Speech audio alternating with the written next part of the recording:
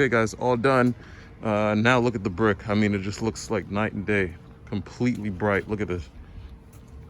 It turned out beautiful. It's shaded so it looks a little dark, but it's just because it's underneath this tree, but it looks beautiful. So client should be happy.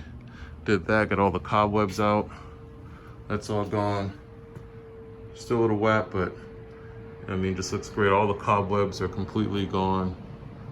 So really looks really good.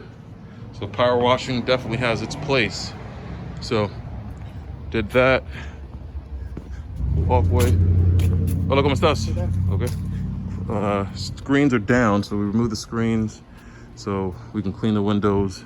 My guy's doing the windows right now on the other side, top and bottom. So he's doing that, and then that's about it. So should be another 2 hours here for my guy, and then I'm heading out to go check out another one. So alrighty guys, that shows you a little bit of what we do.